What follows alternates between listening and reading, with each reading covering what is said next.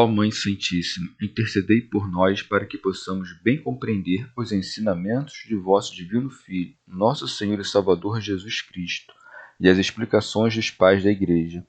Ó Virgem Imaculada, ofereço-vos este trabalho e peço que abençoais aqueles que o ouvirem, e que seja para a maior honra e glória de Deus. Amém. Senhor onipotente, purificai o meu coração e os meus lábios.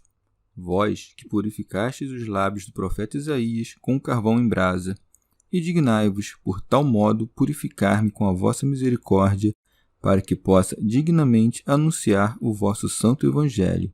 Por Jesus Cristo, nosso Senhor. Amém. Senhor, abençoai-me. Que o Senhor resida no meu coração e nos meus lábios, para que anuncie digna e convenientemente o seu Evangelho. Amém. Evangelho de Nosso Senhor Jesus Cristo, segundo São João. Os discípulos e o mundo. Jesus continuou dizendo a seus discípulos: Quando vier o Paráclito, que vos enviarei de junto do Pai, o Espírito da Verdade, que vem do Pai, dará testemunho de mim. E vós também dareis testemunho, porque estáis comigo desde o princípio. Digo-vos isto para que não vos escandalizeis. Expulsar-vos-ão das sinagogas. Mais ainda, virá a hora em que aquele que vos matar julgará realizar ato de culto a Deus. E isso farão porque não reconheceram o Pai nem a mim.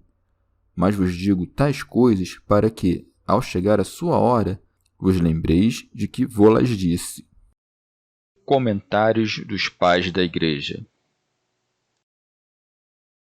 São João Crisóstomo. Poderiam os discípulos dizer ao Senhor: Se ouviram da tua boca palavras que jamais ninguém dissera, se viram das tuas mãos obras que ninguém jamais fizera, e nada disso adiantou, se odiaram o teu Pai, a ti e aquele com cuja graça nos envias, como seremos nós dignos de confiança? Portanto, para que tais pensamentos não os perturbassem, introduz um motivo de consolo, dizendo: Quando vier o Paráclito, que vos enviarei de junto do Pai, o Espírito da Verdade, que vem do Pai, dará testemunho de mim. Santo Agostinho. É como se dissesse: odiaram e mataram-me, ainda que vendo. Mas o Paráclito lhes dará tal testemunho que crerão em mim mesmo sem ver. E dando ele tal testemunho, vós também o dareis. Daí segue: e vós também dareis testemunho. Ele dará testemunho soprando nos vossos corações, vós ressoando com vossas vozes. Podereis pregar o que sabeis, porque estáis comigo desde o princípio, coisa que agora não fazeis, porque a plenitude daquele Espírito ainda não está em vós. Recebereis da caridade de Deus derramada em vossos corações por meio do Espírito Santo que obtereis a confiança de dar o testemunho. Com efeito, o Espírito Santo, dando testemunho, inspirando às testemunhas a maior valentia, arrancou aos amigos de Cristo o temor e o ódio dos inimigos, converteu em amor. Dídimo. Chama de Paráclito ou Consolador o Espírito Santo que virá, tomando seu nome dos efeitos que produz, porque não apenas afasta de toda perturbação os que encontra dignos de si, como também lhes concede uma espécie de gozo fora do comum. De fato, a alegria eterna está sempre nos corações daqueles que o Espírito Santo habita. Esse Espírito Consolador é enviado pelo Filho, não mediante o ministério dos anjos, profetas ou apóstolos, mas pela sabedoria e virtude, como convém ser enviado esse Espírito de Deus, possuidor, junto com a sabedoria e a virtude, da mesma natureza indivisível. Ora, o Filho, ao ser enviado pelo Pai, não se separa nem se desune dele, mas nele permanece e o contém em si. O Espírito Santo, ao ser enviado pelo Filho, parte do Pai sem passar de um lugar a outro. Assim como o Pai não ocupa nenhum lugar, já que está além da natureza corpórea, do mesmo modo o Espírito da Verdade não é encerrado por nenhum espaço, já que é incorpóreo e transcende toda a essência das criaturas. São João Crisóstomo. Chama-o não de Espírito Santo, mas de Espírito da Verdade, para mostrar que será digno de fé. Diz, ademais, que procede do Pai porque sabe todas as coisas com a maior segurança, assim como o Senhor fala de si mesmo, porque sei de onde vim e para onde vou. Dídimo. Mas, podendo dizer, o Paráclito que eu vos enviarei de Deus, ou do Onipotente do Poderoso, não toca em nada disso, e diz simplesmente, do Pai, não porque o Pai seja diferente de Deus, e sim porque, na medida em que o Pai tem a propriedade de procriar o intelecto, diz-se que parte dele o Espírito da Verdade.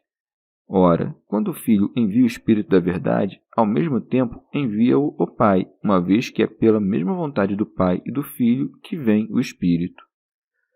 Teofilacto Diócrida. Em outras ocasiões, Nosso Senhor diz que é ao Pai que envia o Espírito. Aqui, dizendo que Ele mesmo, o Filho, o enviará, atesta a igualdade de poder entre os dois. Porém, para que não se pensasse que o Filho estivesse em antagonismo com o Pai e que enviasse o Espírito por meio de outro poder, ao que diz, que vos enviarei, acrescenta, do Pai, como para dizer que o Pai dá consentimento e, inclusive, toma parte no envio do Espírito. Porém, quando Nosso Senhor diz que o Espírito procede, não vais entender que proceder signifique ser enviado para fora, como são enviados os Espíritos servidores. O que chama de proceder é um atributo exclusivo deste Espírito principal, um atributo diferente, próprio e alheio a qualquer ação. O proceder do Espírito nada mais é do que sua origem e modo de ser. Portanto, não se deve tomar proceder no sentido de ser enviado, mas sim no de obter do Pai a sua essência nativa. Santo Agostinho. Nesta altura, alguém talvez se pergunte se o Espírito Santo procede também do Filho. O Filho, afinal, é filho apenas do Pai, e o Pai, Pai apenas do Filho. Já o Espírito Santo não é espírito de um só deles, mas de ambos, uma vez que diz o próprio Cristo: o Espírito de vosso Pai é quem fala em vós. E o apóstolo: Deus mandou aos vossos corações o Espírito de seu Filho. E penso que ele é chamado propriamente de Espírito por nenhum outro motivo senão porque, se nos perguntarem a respeito de cada um dos dois, ver-nos-emos obrigados a chamar tanto o Pai quanto o Filho de Espírito. Logo, o nome por que são chamados em comum e separadamente o Pai e o Filho conveio que designasse propriamente aquele que não é nenhum dos dois, mas em quem se manifesta a comunhão dos dois. Por que então não crer que o Espírito Santo procede também do Filho, se ele é também o Espírito do Filho? Se não procedesse do Filho, afinal, após a ressurreição, o Filho não teria soprado sobre eles, dizendo: recebei o Espírito Santo. É de crer que o evangelista também se refira a este condão quando diz: saía dele uma virtude que os curava a todos. Se, portanto, o Espírito Santo procede tanto do Pai quanto do Filho, por que o Filho disse que procede do Pai? Porque fala segundo seu costume de atribuir até o que é seu àquele de quem é gerado. É nesse sentido que diz: a minha doutrina não é minha, mas daquele que me enviou. Se, portanto, entendemos como sua esta doutrina, não obstante ele a declare não sua, mas do Pai, quanto mais não devemos entender que o Espírito Santo procede também dele na passagem em que, dizendo que vem do Pai, não quis dizer que não procede de mim. Ora, aquele de quem vem ao Filho que seja Deus, dele também lhe vem que proceda do Filho o Espírito Santo. Isto, por acaso, também nos explica por que não é dito que nasce, mas que procede do Espírito Santo. Porque, se ele também fosse chamado de Filho, seria dito filho de ambos, que é a coisa mais absurda e impossível. Pois não se pode ser filho de dois que não sejam pai e mãe. Ora, longe de nós suspeitar que haja alguma relação tal entre Deus Pai e Deus Filho, uma vez que nem mesmo entre os homens o Filho procede ao mesmo tempo do pai e da mãe. Mas, quando procede do pai para a mãe, nessa hora não procede da mãe, e quando procede da mãe para a luz, nessa hora não procede do pai. Já o Espírito Santo não procede do Pai para o Filho e então do Filho para a santificação da criatura, mas procede dos dois ao mesmo tempo.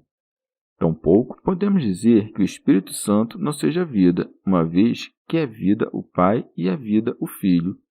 E desse modo, tal como o Pai, porque possui vida em si mesmo, deu ao Filho que também tivesse vida em si mesmo, assim lhe deu também que a vida proceda dele, como procede de si mesmo. Com razão, Nosso Senhor, após prometer-lhes o Espírito Santo, cuja operação no interior deles haveria de torná-los suas testemunhas, acrescentou: Digo-vos isto para que não vos escandalizeis. Uma vez, afinal, que a caridade de Deus é derramada em nossos corações pelo Espírito Santo que nos foi dado, gozam de muita saúde os que amam a lei de Deus, e não há para eles nenhum escândalo. Em seguida, para revelar o que haviam de sofrer, diz: Expulsar-vos-ão das sinagogas. São João Crisóstomo. Os judeus já haviam combinado entre si que quem confessasse o Cristo seria lançado fora da sinagoga. Santo Agostinho. O que há de mal que os apóstolos fossem expulsos das sinagogas dos judeus se eles já teriam que sair sem que ninguém os expulsasse? Mas queria declarar que os judeus não receberiam a Cristo, de quem os discípulos não se afastariam, porque não havia outro povo de Deus senão aquele da semente de Abraão. Se reconhecessem a Cristo, não teríamos separados as igrejas de Cristo e as sinagogas dos judeus. E, ainda que não tenham crido, o que restava a eles que permaneceram longe de Cristo a não ser expulsar os que não o largaram? Depois de dizer isto, completa: Mais ainda, virá a hora em que aquele que vos matar julgará realizar ato de culto a Deus. Pronunciou as palavras buscando consolar aqueles que seriam expulsos das sinagogas. E talvez a divisão das sinagogas fosse motivo de tantos sentimentos que preferiam morrer a viver separados dos judeus? Para longe a ideia de que aqueles que não buscam a glória humana, mas a de Deus, ficassem desanimados desta forma. Aqui está o significado dessas palavras: expulsá-los-ão das sinagogas, mas não deveis temer a solidão, porque separados da vossa congregação, reunir-se-ão crentes em grande número em meu nome, e temerão que seu templo fique deserto e os sacramentos sejam abandonados, além da velha lei, e matam acreditando estar prestando um serviço a Deus, movidos por zelo para a glória de Deus, e não segundo a sabedoria. Devemos entender isso que foi dito sobre os judeus, dos quais ele já havia dito: expulsar-vos-ão das sinagogas. Embora as testemunhas, isto é, os mártires de Cristo, tenham sido mortos pelos gentios, eles não acreditavam, porém, que prestavam homenagem a Deus, mas aos seus falsos deuses. Mas os judeus, por seu lado, quando matam os pregadores de Cristo, acreditam que estão prestando homenagem a Deus, julgando que aqueles que se convertem a Cristo apostatam do Deus de Israel. Estes, então, zelosos e ignorantes da sabedoria, mataram os crentes pensando prestar um serviço a Deus. São João Crisóstomo. Depois dá-lhes um consolo dizendo: E isso farão porque não reconheceram o Pai nem a mim. Como para dizer: Basta-vos o consolo de sofrer por mim e pelo Pai essas coisas. Santo Agostinho.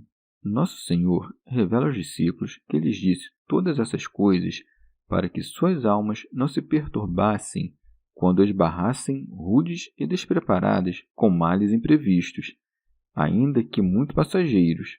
Mas vos digo tais coisas para que, ao chegar a sua hora, vos lembreis de que vô-las disse. Esse tempo é o tempo das trevas, a hora noturna. Mas a noite dos judeus não pôde obscurecer com nenhuma desordem o dia dos cristãos, separado como estava um do outro. São João Crisóstomo. Aqui também previu Cristo por outra razão, sobretudo para que não dissessem que não via as coisas vindouras, e isso significam as palavras: vos lembreis de que vô-las disse, e não poderiam dizer que só brandura havia anunciado aos discípulos. Chegamos ao fim de mais um dia de comentários da Catena Áurea. Muito obrigado por ficarem até aqui, que Nossa Senhora derrame suas graças sobre nós e até amanhã. Christus,